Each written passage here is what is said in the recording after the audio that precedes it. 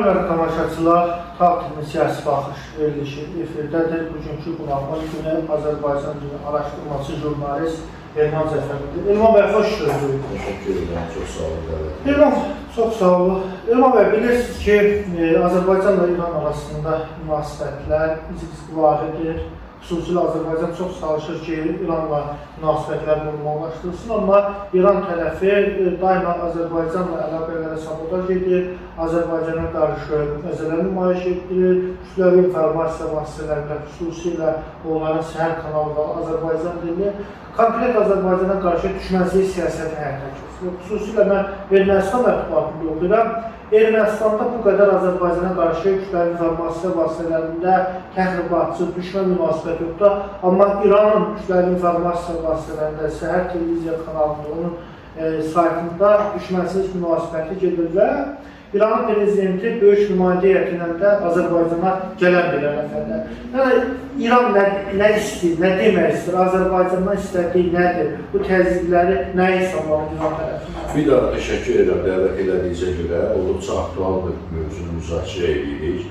Ermənistan dediniz, əslində Azərbaycana yanaşmada, Türk dünyasına yanaşmada Ermənistanla İran arasında elə ciddi bir fərq yoxdur. İndi biz böyük səfərdən sonra çalışırıq ki, Azərbaycan dövlətinin rəsmi kursu budur ki, Ermənistan konstitusiyasını dəyişsin. Yəni, işğalçılığa əsas yaradan konstitusiyanı dəyişsin. İranda konstitusiyada Azərbaycan əleyhinə bir şey yoxdur. Amma İranın siyasi doktrinində Azərbaycan Respublikası arzu olunmaz bir qüvvədir. Yəni, Qafqazda, Cənubi Qafqazda Azərbaycan adında bir sekulyar dövlət, dünyəvi dövlət, yəni məqsəddən uzaq bir dövlət və Türk-Turan qurmağı hədəfləyən bir dövlət İranın başlıca rəqibi kimi görülür. Və bu Məsud Pezeşkan olmur, kim olur olsun, bu Molla rejiminin ana xəttidir, bunu dəyişə bilməz. Məsud Pezeşkana gəlincə, onun Azərbaycana səfəri bilirsiniz ki, böyük bir heyətlə gəlir. Öncə onu vurğulayaq ki, ötən il mart ayında İranda vertolyot qəza, helikopter qəzasında İranın prezidenti və xarici İşlər naziri olmaqla dövlət rəsmiləri həlak oldular. Avqust ayında keçirilən seçkilərdə Məsud Pezeşkiyan. Məsud qalib gəldi. Məsud Pezeşkiyan bizim üçün ona görə cəlb edicidir ki, adam Güney Azərbaycanlı Urma bölgəsində doğulub və tez-tez Azərbaycan dilində şeirlər söylüyor. Yəni, mesaj verir ki, mən Azərbaycan dilinin inkişafında, Türk dilini, orada Türk dili deyirlər, inkişafında maraqlıyam. Mən sizə bir nüansı deyim. Yəni, o təkcə Azərbaycan dilində deyil, o Kürt dilində də şeirlər deyir. Onda düz görməmiş onu. Bəli, Kürt bölgələrinə gedəndə Kürt dilində danışır. Yəni, Molla rejimi çox hiyləgər bir rejimdir. Bir güllə ilə iki dovşan vurmaq istəyir. Həm Kürdlərə bir reverans edir, həm Azərbaycan türklərinə ki, görürsünüz sizin nümayəndəniz İranın prezidentidir. Siz bilirsiniz ki, o bir xəbər yayılmış ki, onun anası Kürtdür. Yəni, onu bilərəkdən yayırdılar. Atası Türk, anası Türk. Amma öz açıqlama verdi ki, anam da, atam da, xalalarım da biz sanımız... Yox, indi rəsmi təbliğat başqa cür yayırdı. Kürtlərə dediyim kimi jest eləmək məqsədi güdür. Əslində, Pezeşkiyanın hakimiyyətə gəlməsi, daha doğrusu ona yaşıl işıqın yandırılması, köhnə prezidentin, həlak olmuş prezidentin o komandanın yanlış siyasəti üzündən idi. Siz bilirsiniz, 2020-ci ildə Azərbaycan işğaldan torpaqlarını azad etmək üçün hərbi əməliyyatlara başlayanda İran ali rəhbər səviyyəsində, yəni İranın rəhbəri səviyyəsində bu əməliyyatlara qarşı idi. Məqsəd bayaq dediyimizdə gizlənir. İran Azərbaycanın dikəlməsini, öz ərazi bütövlüyünü bərpa etməsini istəmir. İndi də istəmir, indi də istəmir. Azərbaycanın güclü dövlətə çevrilməsi İran istəmir. Niyə istəmir? İstəmir, bayaq onu da vurguladım. Çünki Azərbaycan, Güney Azərbaycana türklər demiş, kötü örnəkdir.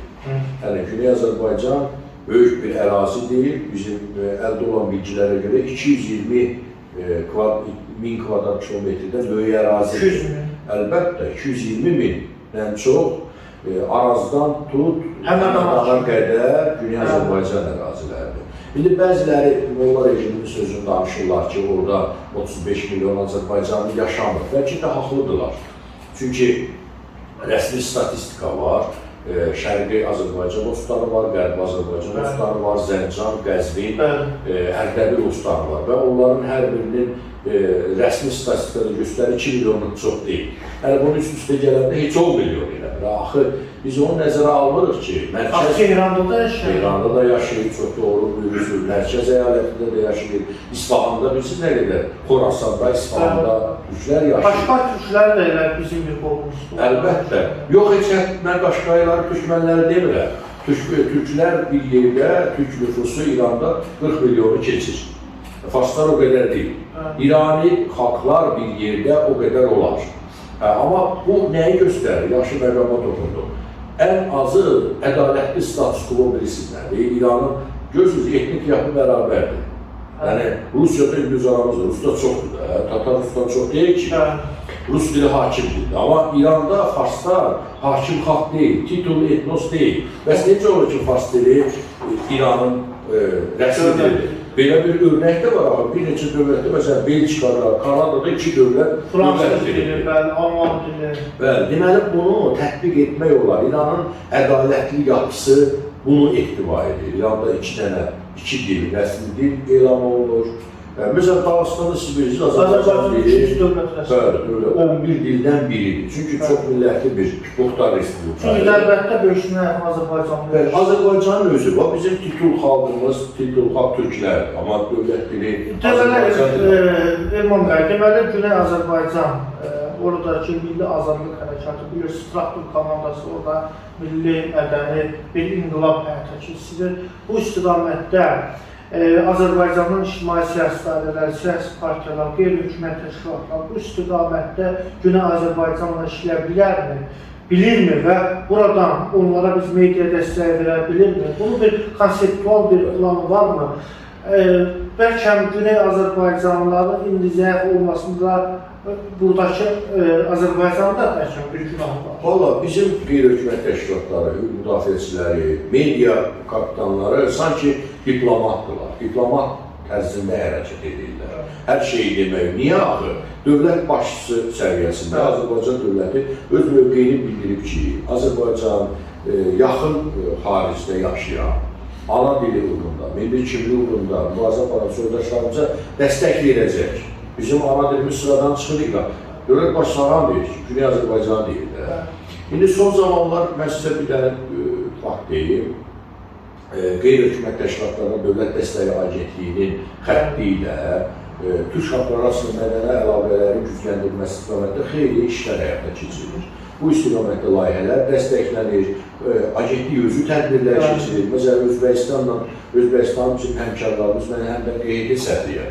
QHT-ci həmkarlarımızın Azad Qarabağa səfəri təşkil olundu, Bakıya səfəri təşkil olundu. Azərbaycan QHT-ləri ötən ilin dekabrında Özbəkistana səfər elədilər. Bu ilin martında Bakıda Kərkük türkmənlərinin, türkmən eli türkmənləri, orada yaşayan soydaşlarımızın... Yaxşı bir maraqlı məsələyə toxundunuz, Elman bəy. Baxın, İranda yaşayan Qaşqay türkləri demirlər ki, biz müləkçədə danışır. Tamamilə deyil ki, Qaşqay türkləri yaxşı. Kərkükdə Suriyada yaşayan türkmanlar, bunlar sırf Güney Azərbaycanlar kimi Azərbaycandır, yoxsa bizə yaxın türk etnosu? Valla, Azərbaycanın anlayışı Stalinin gətirdiyi bir termindir. Biz də 36-cı ildə türk adlanmışıq. Axı, ərəb mənbələrdən Azərbaycan sözü gedir. Getsin də, ölkə adı, vilayət adı olaraq gedir. Stalin axı mənbələrdən rəhsusat, Stalin 30-cu ildə hakimiyyətə gəlib, 20-ci il... Mən ölkənin adını deyirəm, Məhəmməd bəy. Dil məsələsi. Deyirəm. Dilin adını deyirəm. Azərbaycan əlbəttə ölkənin adı Azərbaycandır. Onu kim inkar edə bilir ki? Amma belə deyək də, orta əsrlərdə, səfərli dövrdə Azərbaycan türk anlayışı yox idi daha, ümumi türk anlayışı. İndi də Güney Azərbaycan. Türkmən eli, Suriya və Kərkük türkmənləri türkdülər. Amma Azərbaycan türkü deyil, demək olmaz. Bilirsiniz necədir? Azərbaycan türkü, Türkiyə, Anadolu, Rumeli türkü bir-birindən ayrı məzhəbdir. Bəzən Türkiyənin özündə Azərbaycan türkləri yaşayır. Hardan bilirsən ki, dil eyni dildir də, Azərbaycana bağlılığı ondandır ki, Novruz'u qəbul edir, ortaq dəyərlərimiz var, məsələ eyniliyi var, ləhcə eyniliyi var, bilirsiniz. Amma onun başqa, deyək ki, Konya'da yaşayan türkdən gen olaraq nə fərqi var ki, ikisi də türkdür. Mən söhbətimə dönmək istəyirəm, İrana siz sual qoydunuz ki, biz işləyə bilirik. Güney Azərbaycan. Bəli. Çox təəssüf ki, yox. Çünki İran Şimali Koreya kimi qapalı bir ölkədir. İraq deyil ki, İraq artıq Səddam, bu Əzazil Səddam rejimi artıq yoxdur. İraqda siz bilirsiniz, İraq düşmənlərinin də Türkiyənin dəstəyi ilə müəyyən hüquqları var. Türkmən elində artıq türklərin repressiya təhlükəsi yoxdur. Çünki yeni hakimiyyət Türkiyə yönümlüdür. Türkiyənin dəstəyi ilə hakimiyyətə gəlir. Keşkə İranda da belə bir hadisə baş versə, yəni Türk iradəsi siyasi hakimiyyətə gəlsə, yəni Türk siyasi iradəsi hakim olsa, o zaman bizim işləmək imkanlarımız olacaq. Amma mən sizə deyim ki, media üzərindən indi internet əsridir. Kitab buraxmırlar sərhəddən, eləmi? Disk buraxmırlar. İnternet üzərində işləmək olar da, elə video kitablar qoymaq olar, həm siyasi maarifçiliyi aparmaq olar, həm ana dilində yox, var, niyə yoxdur? Güney Azərbaycan üzərində niyə qeyti yoxdur? Güney Azərbaycan üzərində qeydlər var, niyə? Bütün Azərbaycan birliyi var, Dövlət ocaqları var. İndi o hələ o mərhələyə çatmamışıq da, yəqin ki, amma niyə ki, ortaq dəyərlər ictimai birliyi var, o da elə Türk xalqları arasında mədəni əlaqələri yaymaqla məşğuldur, təbliğ etməklə məşğuldur.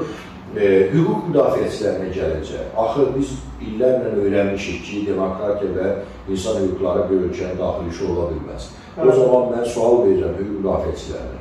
Niyə İranda həbs edilən Azərbaycanlılar var? Elə belə Kürdlər var, Bəluçlar var, niyə onların hüquqlarına bağlı başqa konferanslar keçirilmir? Niyə bəyanatlar qəbul olunmur? Axı bizim belə deyək də əlimiz daha uzundur. Halbuki İranda Azərbaycanda separatçılığı dəstəkləyən konferanslar təşkil edir. Əlbəttə, Tohid İbrahimli var, Orxan Məmmədov var, Səhər 2 bayaq dediniz kanalı var, onlar Azərbaycan üçün açılmış kanaldır. Onlar hər gün, mən onları izləyirəm hamısını, mən Güney Azərbaycanı araşdırıram və onlar nə danışır bilirəm. Hətta bizim özümüzün İrancı adamımız, belə deyək, Sankt-Peterburgda yaşayan TikTok fenomenidir.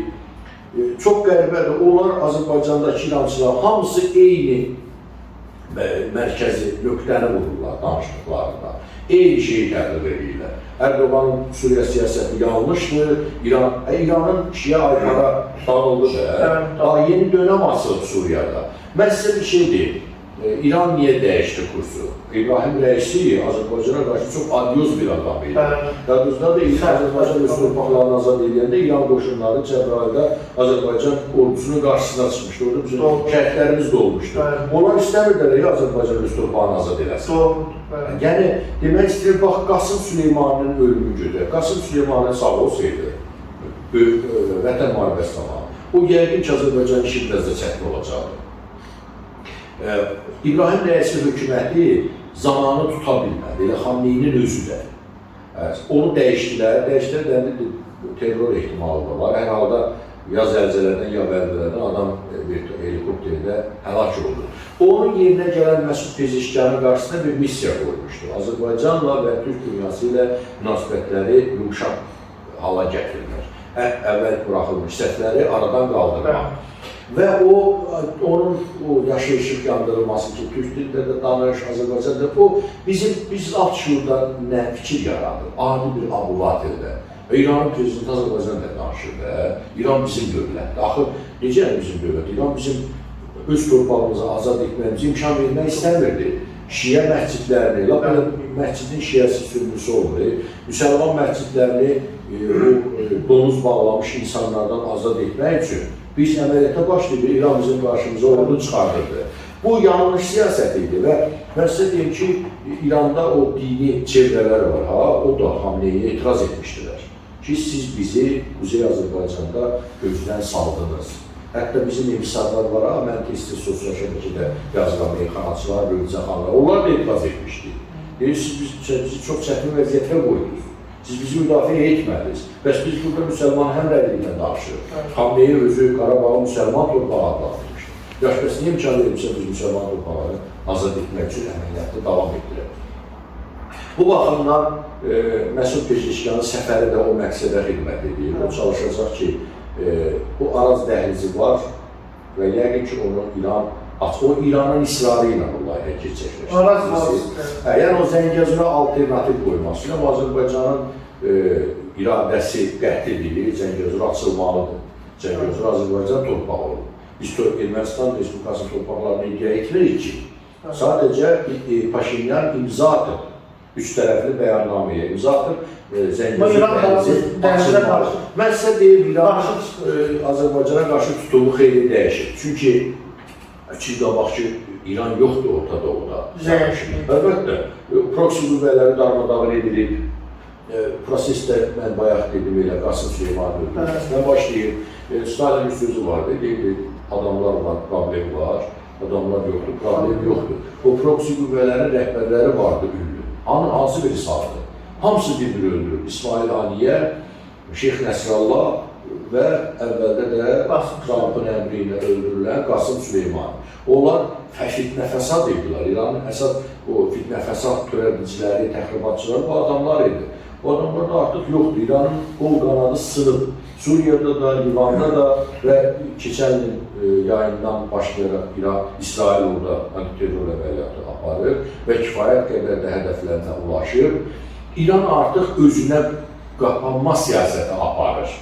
Yəni, o İranın ərazisi nə qədərdir, İslam Respublikası'nda onu qorumaq istəyirlər artıq. Artıq birazdan bütün gücü Suriyada ulduzlu çəkildi və Şia ayparası yaranmışdı. Sarsılmaz idi o Şia ayparası. Nə oldu bəs? Suriya artıq İranın iradəsi çərçivəsində deyil. İraqdan da çıxartıldı.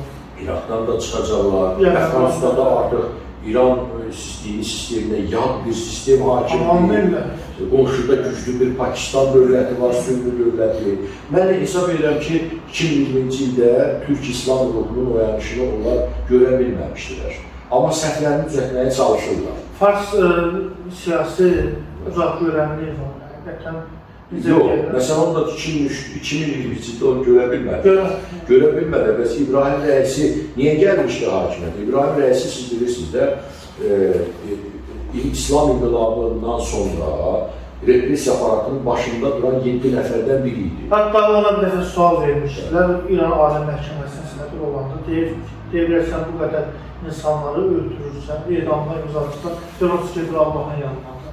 Yəni, indi o dini fanatizmdir, cəhalətdir, o başqa bir yanıdır məsələdir. Yəni, bu qədər insan özünə sağda yaxlaşır. Özü person olaraq çox acımasız bir adam idi.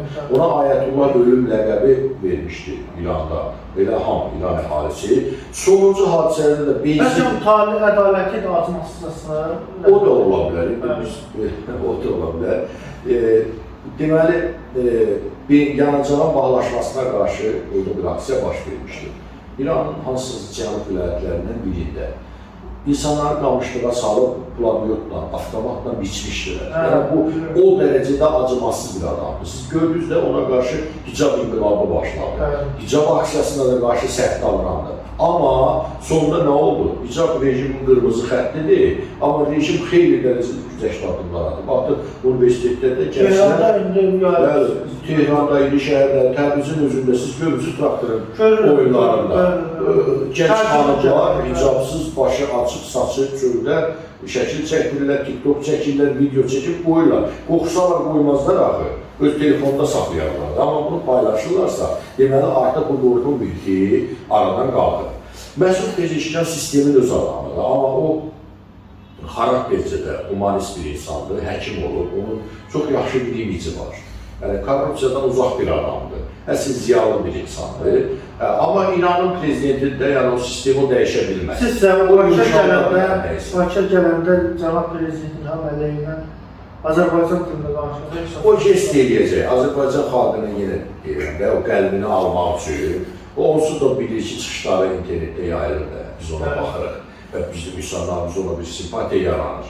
Bakıda da yəqin o belə Heydər Babadan bir-iki beyt də deyə bilər. Çünki bilirsiniz də bunu Amma o bizim Ərdoğan olabilir. Ərdoğan qoymuş belə mənim qabaqlarımız.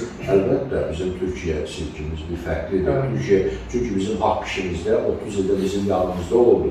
Ən ağır zamanımızda Türkiyə bizim yanımızda olub. Biz onu unuda bilmərik. Yəni əsrin o başında da belə olub. Söhbət Nuru Paşanın xilaskar missiyasından gedir. Bir də Vətən müharibəsində Ərdoğan və komandasının bizə dəstəyindən gedir. Təşəkkür edirəm Elman bəy, çox maraqlı nüanslara toxunduğu üçün. Günə Azərbaycana dəstək vermək hər bir Azərbaycan ziyalısının mənəvi və hətta hüquqi borcudur deyilən ictimai siyasi şəxslər, siyasi partiyalar, qeyri-hökumət təşkilatlar, xüsusilə vətəndaş cəmiyyətinin mütləq şəkildə İran indiki adlanan dövlətdə Güney Azərbaycanda bizim soydaşlarımız yaşayır və onların hüquqlarının qorunması, onların milli azadlıq hərəkatını dəstəkləmək verməkdir. Təbii ki, hamımızın hüquqi və mənəvi borcudur. Təşəkkür edirəm. Hörmətli tamaşaçılar, siyasi baxış verilişinə baxdınız. Gələn görüşmələr.